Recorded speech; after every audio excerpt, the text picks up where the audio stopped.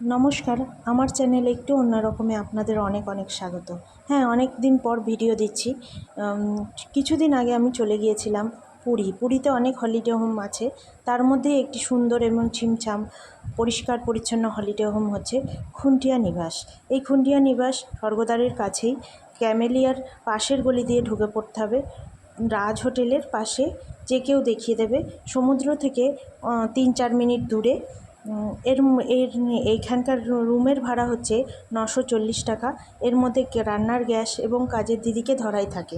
তবে এই হলিডে হোমের প্রত্যেকটি রুম হচ্ছে নন এসি। এখানে কোনো রুমেই এসি পাবেন না, তবে প্রাকৃতিক হাওয়া প্রচুর পাবেন।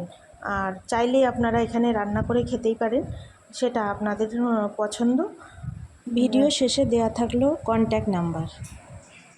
সবাই বেড়াতে এসে রান্না করে খাওয়াটা পছন্দ করেন, তাদের জন্য এই ভিডিওটা নয়। কিন্তু পুরীটা আমার কাছে পাশের ঘরের মতো, প্রায়ই যাওয়া হয়, সেই জন্য রান্না করে খাওয়াটাই আমি পছন্দ করি। এই যে পুরীর হলিডে হোমের রুম, হ্যাঁ পরিষ্কার পরিচ্ছন্ন, খুব একটা নোংরা নেই।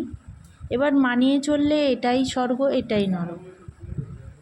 আমি মানিয়ে চলতে শিখে গেছি, মানিয়ে চলতেও পারি।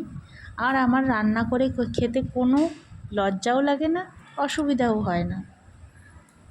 বলে না ঢেঁকি স্বর্গে গিয়েও ধান ভানে, সেই রকম আমরা তো মহিলারা বাড়িতেও রান্না করি। এবার আপনারা ভাববেন যে বেড়াতে গিয়ে কেন রান্না করি, সেটা আপনাদের চয়েস। এই যে বাজারে চলে এসেছি, বড় বড় পমফ্রেট মাছ কিনে নিলাম।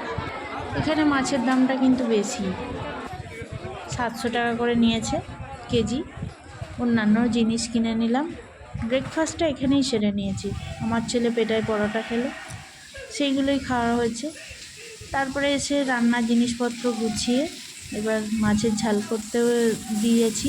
মশলা কষাচ্ছি। জানি দাঁত বেরিয়ে রয়েছে, কি করা যাবে। এখানে তো আর মশলা করার যে শিলনোড়াটা সেটা নিচের তলায় রয়েছে, সেই জন্য আমি আর যাইনি। এখানেই গ্রেটারে করে গ্রেট করে মশলা করেছি। আলু পটলের তরকারি আর হচ্ছে কাঁচকলা ভাজা। এই হচ্ছে আমার আজকের প্রথম দিনের মেনু।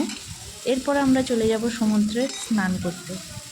স্নান করে এসে রুমে এসে আবার শাওয়ার নিয়ে এই যে ভাতে বসে পড়লাম। বেশ মন্দ লাগে না কিন্তু।